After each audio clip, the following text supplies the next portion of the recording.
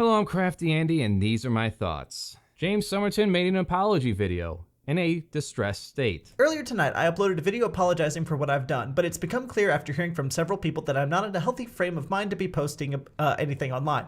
I only returned from the hospital yesterday, so I should have never filmed it. I have deleted the video, but I'm pretty sure it has been downloaded and will be shared by others online. Well, yes, this is the internet. I promise to apologize properly in detail when I'm more mentally stable. Until then, please know I am sorry. Deleted it, and then disappeared again. Naturally, of course, it was already ripped and re-uploaded by several people. I became a patron of his around April 1st after he made a video about things possibly being over due to issues with patrons' payments not coming through. Which did happen. Another person I do support, Raw, also had the same thing happen to him, so at least I can confirm that. The thing is, I'm willing to admit I might be easily swayed by emotional outbursts as a fault. But I can't imagine many people enjoy watching someone sob into the camera. I'm sorry for ever doing it. I honestly, I do want to keep making videos, and I know a lot of you won't watch them, and that's fine. For a brief moment, I thought, oh, maybe I was a little harsh. And then I thought about it some more throughout the work night, and it just lingered there in my brain, longer than it should. I was so hung up on the phrase, I still want to make more videos. That previous statement of, I swear on my mother's grave, passed right by me, up until I came across Little Joel's video on it. James, no, please don't do this. James, don't swear on your mother's grave that you're not gonna plagiarize anymore. Don't swear on her grave, James. I swear on my mother's grave. After which I couldn't stop giggling about it. Like, what the fuck is this? What the fuck is this? I swear on my mother's grave. Sometimes I would say, I swear on my mother's tits. Kids are impressed with things like that.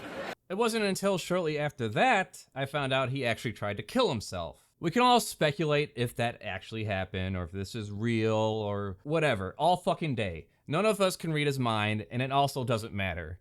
When I worked in commission sales for a network marketing company that sold insurance and investment products, I have stories, believe me. If I were to say, sell a policy that was an attempt to scam a customer, like paying a larger monthly premium for the same health insurance coverage, misrepresent myself, lie basically. Whether the company underwriter caught it or the state's Department of Insurance caught it, I would be fired from the business. The company that contracted me to sell would blacklist me, and I could be ultimately fined or jailed due to such a violation. I'd be done forever having that as a career. Trying to kill myself isn't going to bring that back. Or when I worked at a bank call center, if I stole money from the safe or fucked with someone's account, I'd be blacklisted from other banks.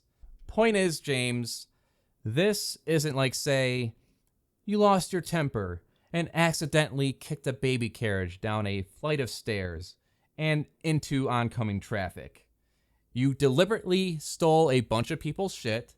There are examples in Hbomberguy's video of you reacting this way when you are challenged before. It looks like James saw this tweet and realized someone was about to prove he'd done plagiarism in multiple videos, because suddenly he set both Unrequited and Evil Queens to private so no one could watch them. In the comments section, he also claimed the thread's author had been harassing and attacking him for the last 48 hours on Twitter, and her followers had been hunting down his home and work addresses. I must underscore, however, the original author was not unnecessarily rude in her criticisms, was straightforward and polite when speaking to James directly, and when he talked about harassment, she was very clear where she stood on that as well. Somerton accused her of personally stalking him anyway, and starting a harassment campaign against him, threatening his life and trying to track down his address with her obscure thread of tweets. The author's account was very small at the time, with less than 150 followers, and barely anyone had seen the thread until Somerton accused it of trying to kill him. Snake! Snake! And now you still want to make videos?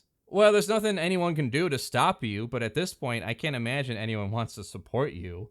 Best bet is to just shut down your startup movie studio and sell it off to someone else that has more integrity. Not that I trust you to do that. All you can hope to do now is find other work. Maybe in this case, GameStop. Funny that documentary about Boogie would come up, because I remember something Scotty from Onion Nuggetz said when going over some of his videos and reacting to Mike Klum's documentary about Boogie. Paul, let me say this. The biggest scammer I ever met in my life, personally, was my dad. And my dad would always say about people, he said, if you're going across the country, right, and you want to get something, he's like, do you think you should go out there and be like super confident, or should you be like a sad sack? And he said basically the people he would he would see people hustling people, and always have this sad sack sort of. Of course. Which brings me back to why I was moved to become a patron of his in the first place, in response to his April 1st video. And damn it, I did it again recently over a person I knew who had his channel deleted unjustly, by the way. I'm at one of my lowest points of my life right now, and I'm so stressed. I'm constantly shaking. I'm having so much anxiety, it's hard to function right now. I spent 6 years making videos. This is what I love. This is what I cared about. This is what I've worked for. This is everything, and it just got deleted. I need to check myself with these things. Now, I can just imagine a bunch of supposed sad sacks coming at me, asking for shit, and then turning up the dramatization to 11 when I say no. I want to make the clarification that I actually do believe Odin Wolf's channel was unjustly deleted.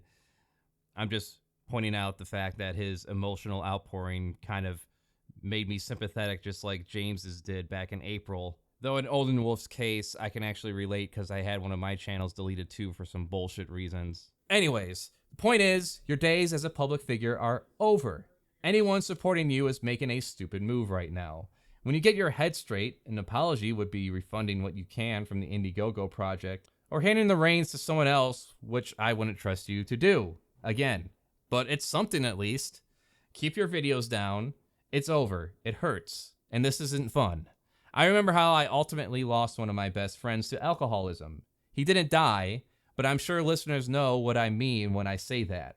I just didn't know how to say no to him or put my foot down until I moved out of town and reflected on the deterioration of our 10-year friendship, the kind of friend whose parents considered me part of the family.